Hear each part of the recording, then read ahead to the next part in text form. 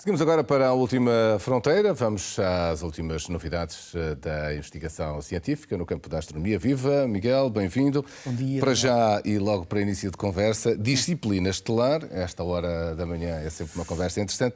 E a digestão de um buraco negro, isso já estamos habituados, não é? Porque eles são muito glutões.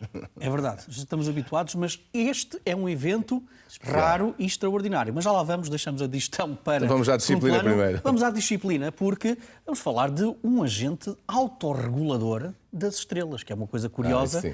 Os humanos podem ter essa dificuldade, mas as estrelas, pelos vistos, não. E é uma viagem que nos leva até a um enxame de estrelas chamado RCW36 e é uma investigação feita com vários telescópios que olham o universo para estes eventos em várias temperaturas, várias energias. Porque, de facto, é isso que nós estamos aqui a falar, de algo a várias temperaturas. Quando falamos em enxame de estrelas, estamos a falar de, por exemplo, um gás muito quente que envolve também o próprio enxame, que está presente também no espaço entre as estrelas. É um gás bem conhecido que tem a módica temperatura de aproximadamente, Daniel, 2 milhões de graus. E, portanto, nós precisamos de telescópios que estão habituados a ver temperaturas ou analisar o espaço a temperaturas elevadas para perceber este gás, que é esta mancha escura azul que nós estamos aqui a ver. E foi o telescópio espacial Chandra que nos deu esta informação no raio-x. Ora, mas a história aqui interessante é que nestes enxames de estrelas também temos maternidades. Mas agora percebemos que, apesar de os enxames estarem sempre sujeitos a pressões externas, que podem afetar a própria natalidade do enxame, há aqui um mecanismo muito interessante que nos diz que os enxames têm uma capacidade de regularem o número de estrelas que nascem. E então o que é? Repara bem nesta imagem, nós agora aqui conseguimos ver com outra cor, mais a meio, umas imagens do telescópio espacial Herschel. Aqui é frio, isto é o reino do frio. Estamos a perceber que existe um anel à volta de... Estão ali duas estrelas centrais muito brilhantes, muito fortes, que com os seus ventos escavam cavidades. E à volta dessa cavidade há um anel de temperatura muito fria. Quão fria?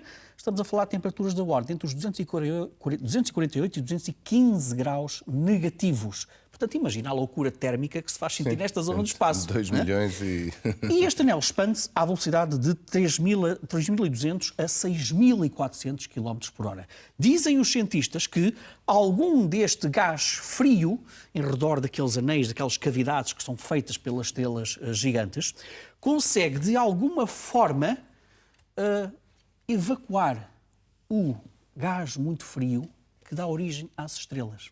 Ou seja, antes que aquele gás frio comece a juntar-se, a tornar-se cada vez mais denso e a colapsar para formar novas estrelas, há todo ali um conjunto de diferenças térmicas, de fluxos de gás de quente para frio, de frio para quente, que faz com que haja uma regulação da taxa de formação de novas estrelas. E isto era um enigma que os astrónomos já tinham há muito tempo, que era tentar perceber como é que, em sítios com tantas estrelas, como algumas maternidades, como é que, apesar de tudo, nós temos uma taxa de formação de estrelas mais baixa do que aquilo que nós pensávamos. Agora percebemos que é nesta regulação, neste jogo de gás quente e gás frio, que acontece este tipo de jogo que os astrónomos chamam de feedback estelar. Fica aqui este palavrão.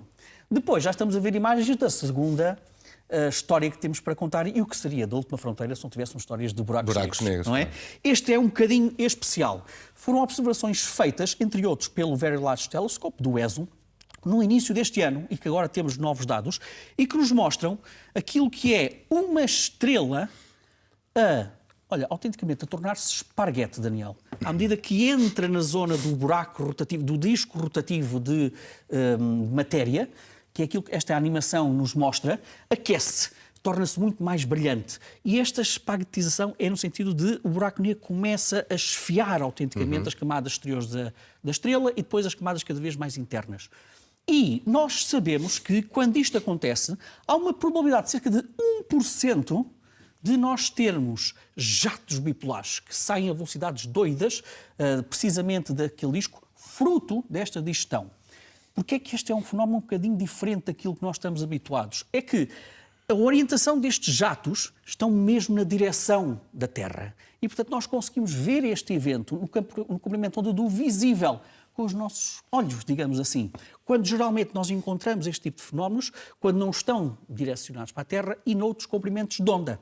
E, portanto, isto é muito raro acontecer, está a fornecer informações valiosas aos cientistas nisto que se chama este evento da comida desta estrela por parte do buraco negro, chama-se um evento de disrupção da maré. São marés gravitacionais que fazem esta digestão.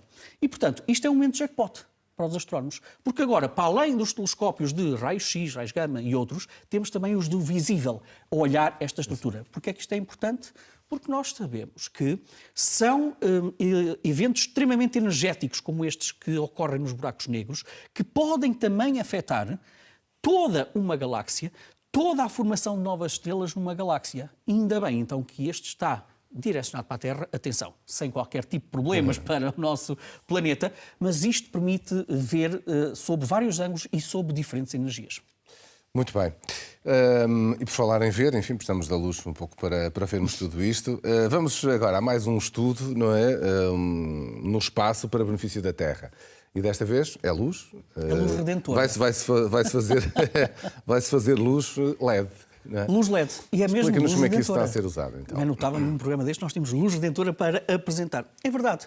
O facto de se utilizar luz para poder alterar a capacidade de regeneração de tecidos vivos ou mesmo o crescimento de estruturas vivas é algo que, curiosamente, se calhar os nossos espectadores não sabem, teve a NASA como principal pioneira neste campo. Leva-nos para o início dos anos 90, quando uma empresa norte-americana, através de investimento da NASA, de bolsas de investigação da NASA, começou a desenvolver uma tecnologia para fornecer sistemas de iluminação LED para testar o crescimento de plantas no vai-vem espacial, inícios dos anos 90. Nós, se calhar, muitos dos nossos telespectadores já viram essas imagens parece que são plantas a crescerem à volta de luz vermelha. Essas são luz LED. Vermelho porquê? Porque nós sabemos que o comprimento de onda do vermelho consegue, graças a estas investigações da NASA, consegue ajudar precisamente ao crescimento das plantas quando não estão sujeitas à radiação solar. É o exemplo que nós estamos aqui a ver na Estação Espacial Internacional. Porque isto depois, obviamente, passou do vai-vem espacial para investigações na Estação Espacial Internacional. E, portanto, nós hoje sabemos que, de facto, a luz LED vermelha ajuda ao crescimento das plantas. Por sugestão também da própria NASA e investimento da própria NASA, no início dos anos 2000, ou até um bocadinho antes, a NASA ficou interessada em saber se esta mesma técnica, a utilização de LEDs de luz vermelha, se tem ou não capacidades regeneradoras de tecidos humanos. Ou seja, por exemplo, na reparação de células danificadas, na reparação de acerar feridas no próprio contexto espacial, porque, como podes imaginar, dá muito mais jeito num contexto espacial teres uma luz LED vermelha a acerar uma ferida do que propriamente toda a questão que envolve isso em termos de enfermagem.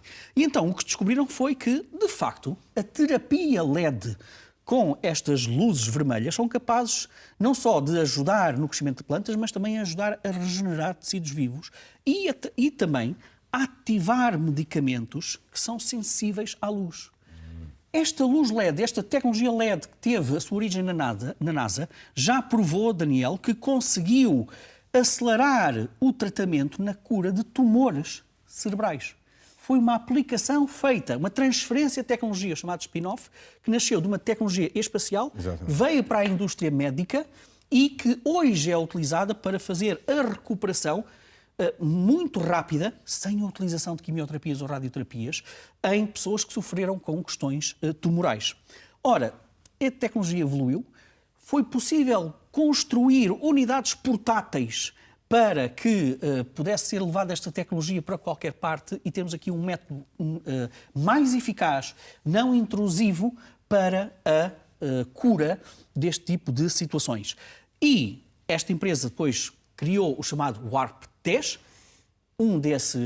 dessas tecnologias portáteis como aquela que nós estamos a ver, e muito mais recentemente, uma outra empresa norte-americana, a Terralight, conseguiu até mesmo criar um dispositivo médico, Daniel, que funciona em 360 graus, ou seja, em todo o nosso corpo.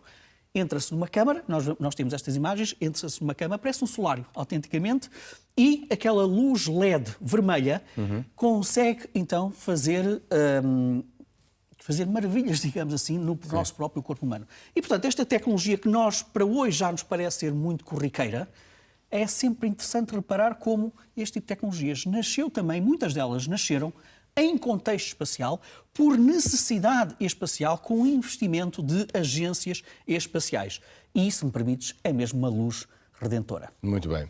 Esta luz vermelha que pode curar. Ora, e de luzes vamos continuar a falar agora, porque aí há algo muito interessante para fecharmos hoje. Música. Que é as luzes das estrelas em som. É verdade. Música, não é? Há já algum tempo nós não trazemos estes exemplos daquilo que se chama a sonificação de dados. Ou seja, quando nós temos uma paisagem cósmica e depois criamos um código, uma chave mestra para tentar atribuir som, volumes e tons a estrelas, a eventos que nós vemos numa paisagem. Essa sonificação de dados, Daniel, não é apenas arte, não é apenas algo bonito. É utilizado mesmo do ponto de vista científico, é utilizado para mostrar, por exemplo, prestar este tipo de informações e de paisagens visuais a pessoas com dificuldades visuais. E não só. E, portanto, este novo exemplo leva-nos até PISMIS 24, olha, mais um enxame de estrelas, neste caso localizado a 8.000 anos-luz de distância. E o que vamos ouvir é a guitarra clássica a atribuir tons musicais às estrelas que estamos a ouvir. Estrelas mais brilhantes têm tons e volumes mais altos. E a nebulosa tem uma gama de frequências que vai desde as regiões mais brilhantes, com tons e volumes mais altos, até aos mais baixos. E, portanto, se quisermos ouvir esta paisagem, é este som. É muito zen, mas isto também é ciência. Muito bem. Era este o som, então. Olha, Miguel, foi bom. Esta parte final é interessante procurar este estudo desta sonificação. Obrigado. Obrigado, Ariel. Bom dia.